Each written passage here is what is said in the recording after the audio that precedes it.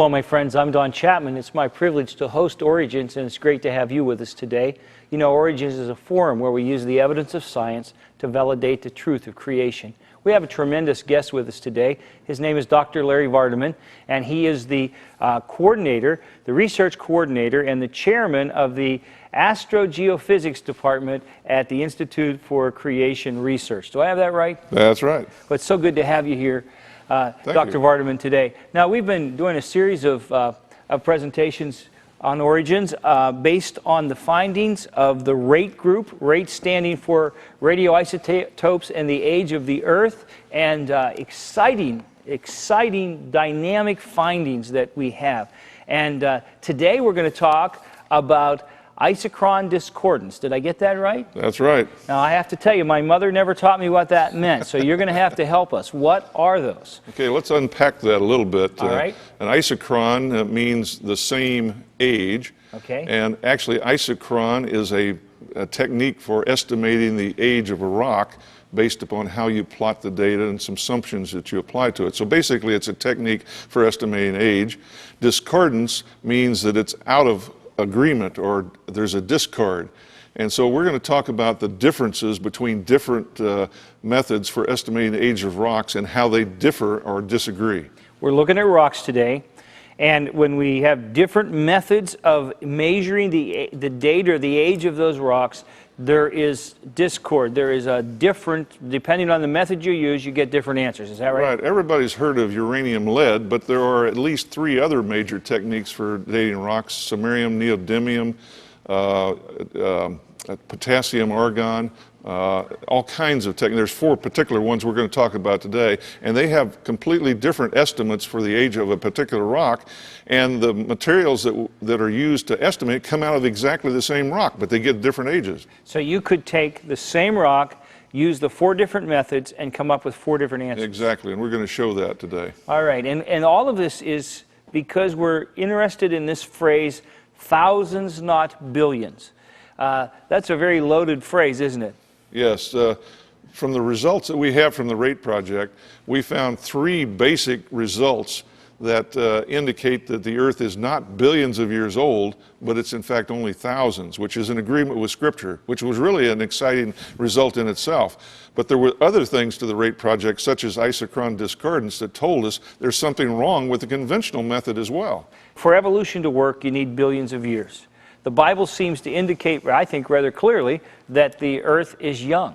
And it seems to me that this then becomes a sentinel point. Whoever proves they're right on this one's going to win the creation-evolution debate. Right.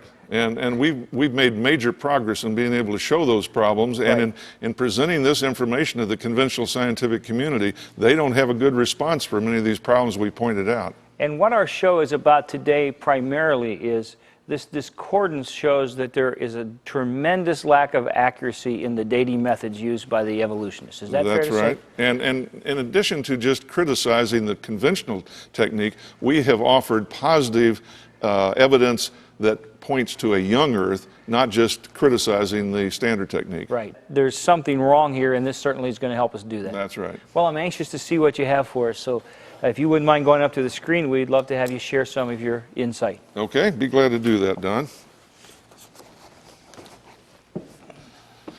I want to start with a little bit of a discussion of where we collected the samples that we were dealing with. First, you have to go out in the field and collect rock samples to analyze, and we spent a lot of time in Grand Canyon. Dr. Steve Austin, who is the primary scientist in this area, geologist at ICR, has probably spent the last 25 years intimately familiar with Grand Canyon. One of the most unusual rock types in Grand Canyon is diabase. In the field, we see evidence that diabase was once a very hot liquid that was intruded between the rock layers of the upper crust of the Earth. We see these very thick horizontal rock bodies called sills in the Grand Canyon. Diabase sills ought to be ideal for radioisotope dating for 3 reasons. The first characteristic of diabase sills that makes them an ideal candidate for radioisotope dating is that they were injected through a crack, a nozzle if you will, where friction and flow created mixing isotopic mixing is one of the requirements for radioisotope dating. A second characteristic of diabase sills that makes them an ideal candidate for radioisotope dating is that the sill is gravitationally segregated. The coarser, heavier minerals fell to the bottom and the lighter minerals floated to the top. This mineralogical separation is an ideal characteristic, especially for isochron dating. And a third characteristic of diabase sills that makes them an ideal candidate for radioisotope dating is that the diabase sill was squeezed into and between cold rock layers and allowed to cool. The cooling would occur rapidly and the crystals should read just a single age. For these reasons, diabase sills of Grand Canyon ought to be ideal candidates for radioisotope dating. Now, I need to say right off the bat that you have to get permission to collect rocks in Grand Canyon. You can't just go out there and start picking them up yourself. And here's a cross-section of a Grand Canyon. This shows the Colorado River sliced down through where Grand Canyon occurs. And if you're standing up on the rim, this happens to be the north rim of Grand Canyon, but the south rim would be over here. We've kind of sliced it away so you could see down in the canyon. But if you look down in the canyon, you see almost a mile down into the bottom to the river where the Colorado River flows through. And the upper 4,000 feet or so of that is sedimentary rock that was laid down by the flood, the Genesis flood, we believe. And in addition to that, there's volcanoes that have spewed lava over the top of those down into the canyon. And in fact, we have evidence at some time in the past that lava was so thick it filled the Grand Canyon and backed the river up as like a dam and filled the thing completely to the top with water. I didn't know that. That's so it's really fascinating. But we're going to focus on some other issues here. These are the various types of sedimentary layers, but down near the bottom are also some sedimentary layers that are kind of tilted up. And between the layers, there was activity in the past that magma, basalts, and lavas flowed up from below where it had melted and squeezed up through the cracks into what are called dikes, the vertical flow layers, and horizontal ones called sills. And there's two particular areas that we want to emphasize. One is down near the very bottom of Grand Canyon is called the Bass Diabase, and it's in a sill. And then up in the Cardenas basalts, up a little bit higher. If we look at a vertical shot of Grand Canyon, we can see where this outcrops, because we're going to go down and collect samples of this igneous rock, this material that was at one time molten and then hardened into these layers. This is Grand Canyon coming down from the north and flowing down and turning west and going through the Grand Canyon National Park in this direction out to the west side. And down in the canyon, well, here's Bright Angel Trail right here, and the south rim of Grand Canyon where most people go to look over the edge. That's right here, this is the Grand Canyon Village. And Bright Angel Trail goes down, but at the very places in the bottom, these basaltic and igneous material has cropped out. So as you're bringing a raft down through the river, you can stop at these places and collect samples. Here's where the Cardenas basalts are on the eastern Grand Canyon, and the Bass Rapids Diabase Sill is out in this region here. We're going to talk about those, and then there's two other samples that we've collected as well. These materials are igneous, and you can date them using these isochron methods that we're going to be talking about. Here's a picture of what it looks like down in Grand Canyon. Now, one of the advantages of taking a raft trip down in Grand Canyon, and we've done this for many years now, is that when you collect your rock samples, you can bring them back onto the raft and then float them down and have the rafting companies ship them to you, instead of having to put them in a backpack and hike them all the way out. Yeah, I like that better. We've had a few volunteers that have come along on some of these trips and carried the rocks actually from some of the backcountry down to the river, and we call them our mules. And I reiterate, you got to get permission to do that. I've been down the canyon now probably 12 or 15 times, normally backpacking, but I've made several raft trips as well. And it's a beautiful sight to be able to go down into the river. There's another picture here, shows you a little bit more a close-up to some of how these formations outcrop down at the river. There's all kinds of various types of rock, but between the formations is where the igneous material is. And typically, you know, the rapids that are in Grand Canyon that people go down on the raft trips to go over and have a lot of fun, that's typically where these so-called sills crop out. And it's where the magmas come up, or the canyons that come in, and there's faults across. And that's what's made the river shallow there and caused the rapids. That's right, and there's all kinds of boulders and rocks in there, and it makes these pools where the rafts go over. Sure. So it's a really enjoyable thing to go down into canyon. Now, we've collected all kinds of rock samples, and Dr. Austin in particular has been the one that has spent a lot of time down in Grand Canyon collecting rock samples at specific outcrops. And we've done analysis on 4 different types of techniques. I've got a diagram that shows these. There are 4 different techniques here, and most people have probably heard of the uranium-lead technique. These are the data that were collected by uranium-lead. We've also done potassium-argon, the data are over here, and rubidium-strontium, and samarium-neodymium. All those data are plotted on this diagram, and they're shown in colors. The Bass Rapids is shown in orange, or kind of a yellowish color actually. The Cardenas basalt is more of an orangish color.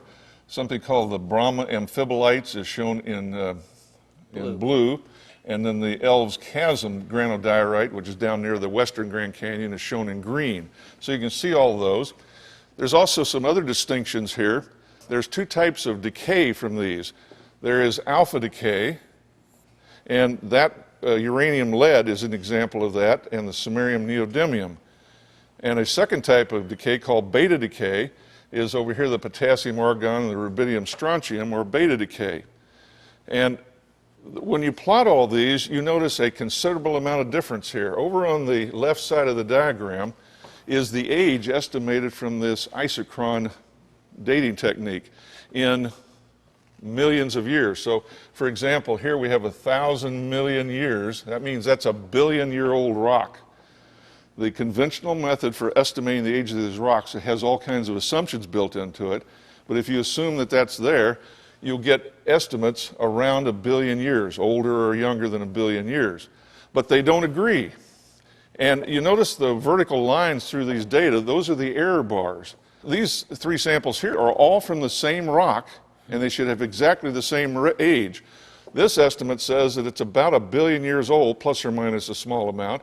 Up here, it's almost 2 billion years old, plus or minus a certain amount, and this one's a little less than that with a smaller amount of error involved. That's what's called discordance.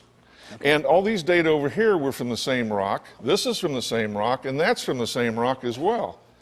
And here you've got tremendous differences. The one's down to 800 million, and you've got one just under 2,000 million, which is 2 billion. Yeah, this would so be from about 800 million to 2 billion, that's 12. It's over a factor of 2. Yes. And that's a big difference, and particularly when you've got estimates that are very precise with those error bars. They should not be outside of those error bars. So isn't this a big red flag saying something may be wrong with the whole method? Yeah, something is not right here. Either the assumptions are not accurate or something else is going on.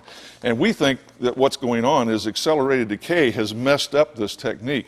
Not only does the actual magnitude of the numbers that we see are completely out of agreement with Scripture, but they don't agree with each other, and we think the accelerated decay, which causes the age to agree with the Bible, also messes up this method of estimating the age. You know, the first point that I would like to make, Doctor, is that the average person listening to our show, and especially I'm thinking about the young people who go off to the university, and their professor with confidence tells them that we know the earth is old because we have these scientific methods that demonstrate without question how old the earth is. When we get under the hood and look at the method, we're finding out that they're guessing and they can't get within 1 billion years. Well, they've actually made some assumptions that they don't tell you about. And if you start with bad assumptions, you get bad conclusions. Exactly. And the primary assumption they start with is that the rate of decay that we observe today for these various isotopes, like uranium turning into lead, has been constant throughout eternity. In other words, what we have measured today has always been that way. It's a principle of uniformitarianism. And if that's not correct, this method is not going to work. And we believe that's primarily the reason it doesn't work. It has not been constant.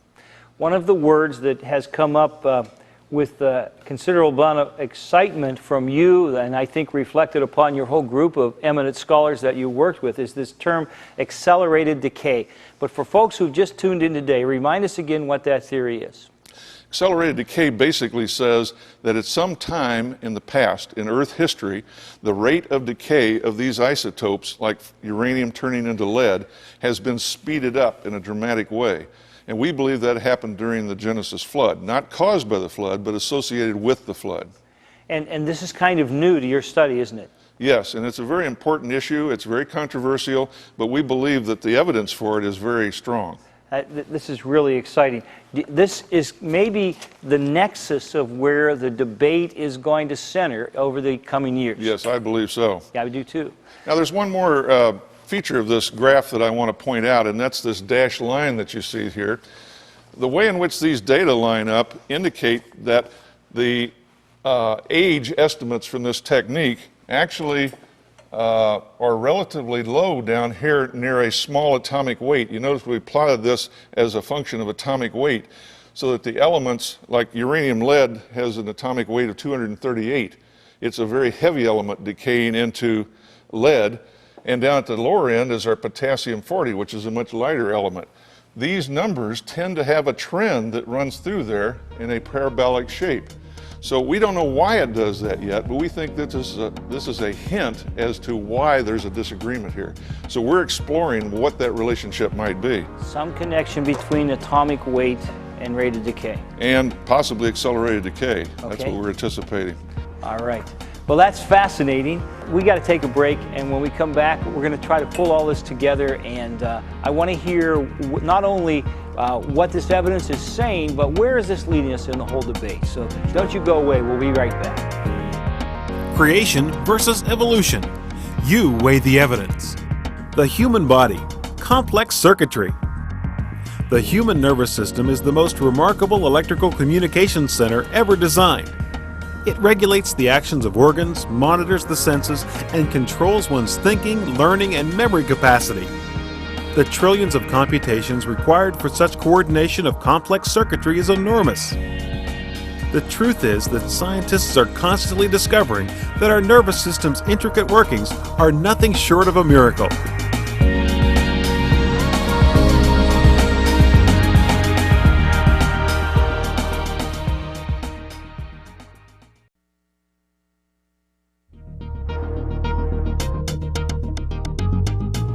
Today's guest on Origins, Dr. Larry Vardaman, is chairman of the Department of Astrogeophysics at the Institute for Creation Research's Graduate School. Through his ongoing research in atmospheric science, Dr. Vardaman has contributed much to the field of creation science. He also led the RATE team, a research project examining the age of the Earth. This has been documented in the DVD Thousands, Not Billions.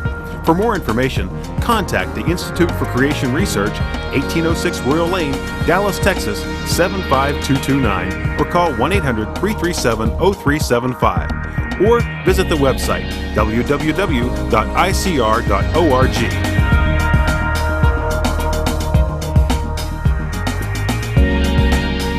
We're back with Dr. Larry Vardaman, and Dr. Vardaman, I want to ask you, why is discordance so important to our whole debate? Well, this is the conventional view of the age of rocks, and they particularly depend upon these dates. Radioactive dating is the basis of the whole idea of the age of the Earth. Billions and billions. The billions and billions are required for evolution. Right. But when you go and look at the actual dates, you find that the various techniques that they use for dating a single rock, whether it's the whole rock or minerals within the rock, it comes out with a whole bunch of different estimates for the age. And if they disagree, they happen to select one that they like and throw the others out. And you can't do that. Very selective. The real data says that there's a whole bunch of different ages that are estimated, and some of them are twice as much as the other, and you can't just do that.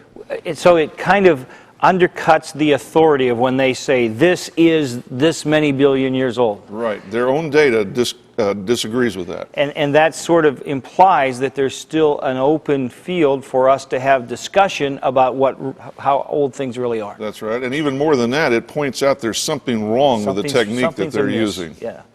That's so important for our people to understand because, as I said, usually when these things are presented, they're presented with authority, like we know exactly how old that is, and we don't know sometimes within a billion years by their own theory. That's right. The theoretical consideration of radioactive decay, explaining accelerated decay. Help us with that once more. Okay, the theoretical considerations that we've approached for either alpha decay or beta decay, if we're going to suggest that the decay has been accelerated in some way, we need to at least understand a little bit more about how that may have occurred.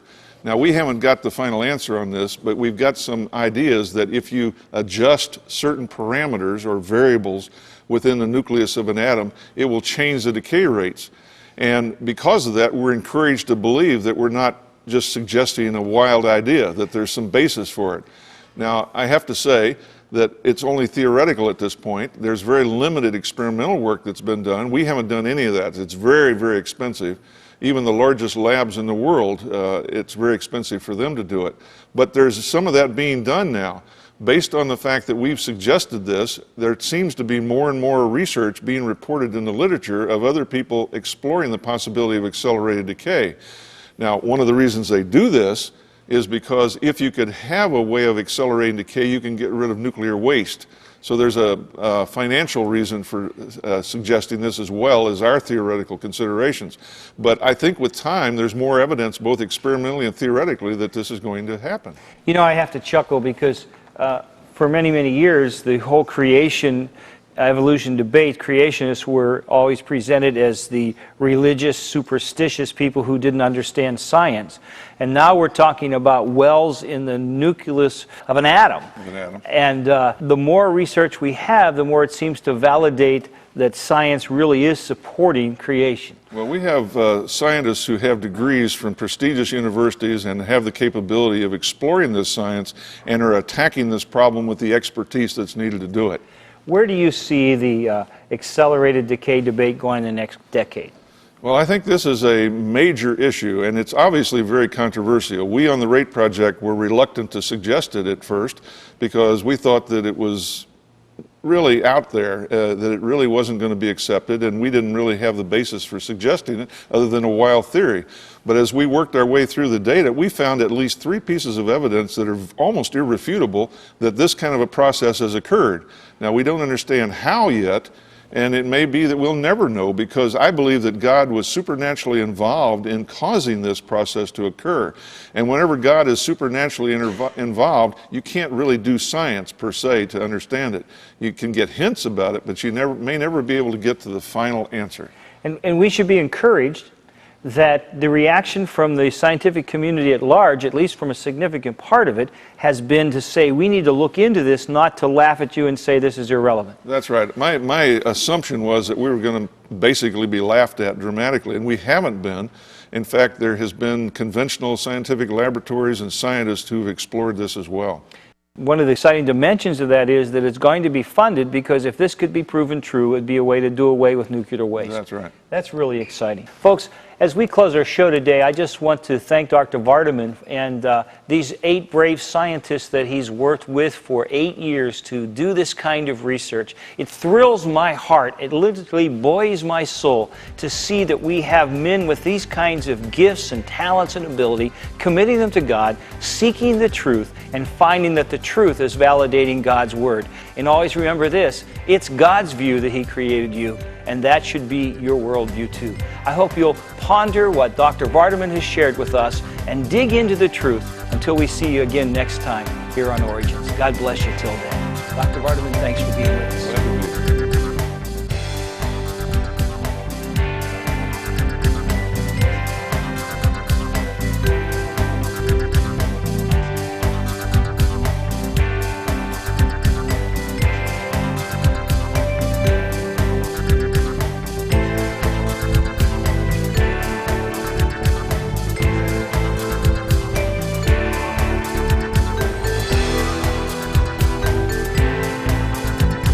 Thank you for watching this edition of Origins. If you'd like a copy of the PowerPoint information presented today, you can download a PDF file of program number 816 from our website at www.originstv.org. Or for a DVD of this series, send a $12 donation to cover shipping and handling and write to Origins Program, number 816, Cornerstone Television, Wall, Pennsylvania 15148.